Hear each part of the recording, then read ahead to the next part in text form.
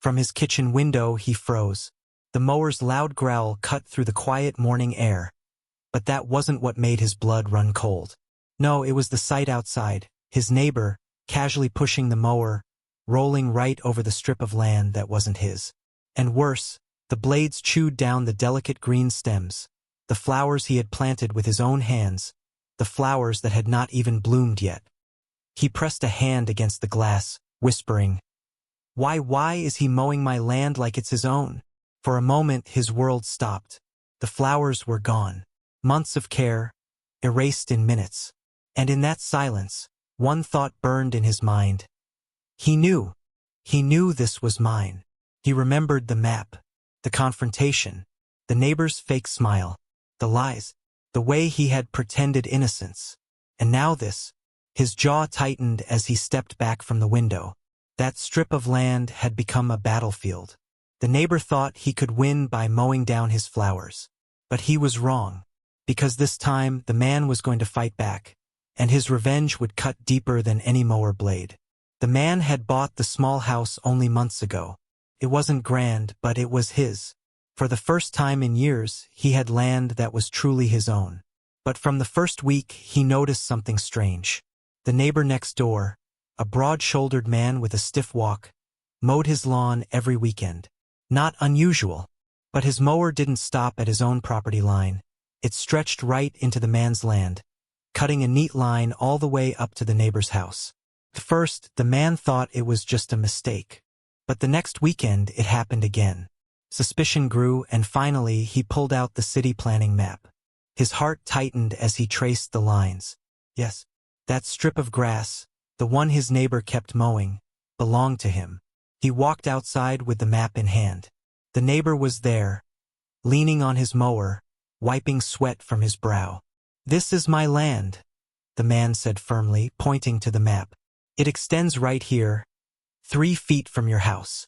The neighbor glanced at it, then smiled faintly. "Oh, really? Well, I always thought it was mine. I've been cutting that grass for years." The man nodded politely. "It's not. Please stop mowing it. I'm going to plant some flowers here." The neighbor raised his eyebrows but said nothing more. The man thought the matter was settled. But deep down he felt an unease he couldn't explain. Weeks later, the man knelt in the soil, planting with care. Lilac runners from his sister's lawn. Black-eyed Susans. Echinacea. Tiny green shoots that promised beauty. He smiled, imagining the blooms filling the strip with color. This land was his, and now it carried his touch, his joy. But he noticed the neighbor watching from his porch, sipping coffee, expression unreadable. The man ignored him. He focused on his garden, pouring his energy into each plant. For a while all was calm. It happened on a bright Saturday morning. The man was pouring coffee when the roar of the mower echoed again. He glanced out the window, and his heart stopped. The neighbor was mowing. Closer, closer, right into the strip. The blades tore through his flowers. Not yet bloomed, but alive, gone in seconds. The stems fell like tiny soldiers in a silent war. The man rushed outside. "What are you doing?" he shouted. The mower stopped. The neighbor looked at him, face blank. "I didn't see any flowers," the neighbor said calmly. "Just weeds. I was helping." "They were not weeds," the man snapped. "They were mine, on my land." The neighbor shrugged.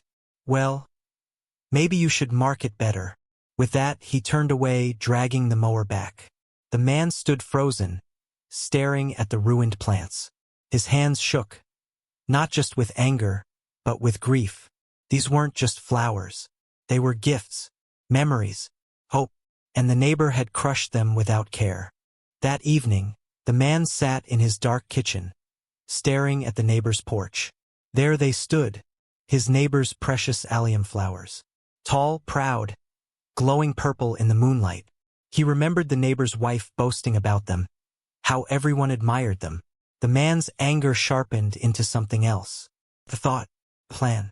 "If he wants to ruin what's mine," he whispered, "then I'll ruin what's his." At midnight, the world was still. The street slept. The only sound was the soft whisper of crickets. The man stepped outside, shears hidden in his hand. His heart pounded, but his steps were steady. He walked to the neighbor's porch. The alliums stood tall, glowing faintly under the porch light. He knelt, raised the shears, and in one clean motion, snip, the stems fell. One by one, the proud purple blossoms toppled onto the ground. He left them there, a silent message. Not hidden, not secret, a warning. The next morning, he watched from his kitchen window as the neighbor stepped outside with a cup of coffee. The man's eyes followed his neighbor's face. The smile, the pause, the sudden frown. His neighbor stopped, stared.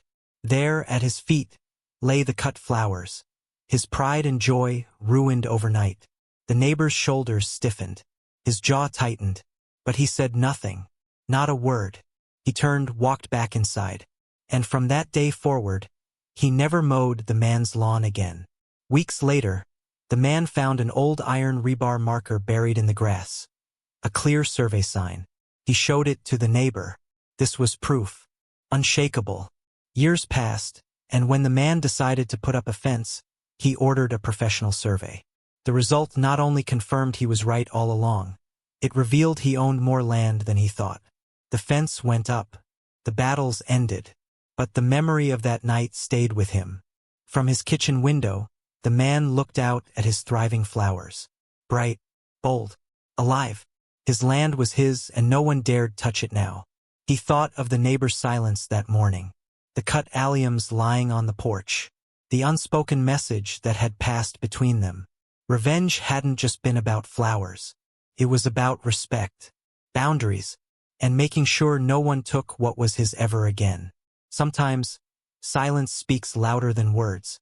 And sometimes, a single act of revenge can protect everything you hold dear.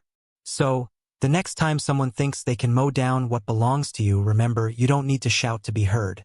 Sometimes, all it takes is one quiet cut.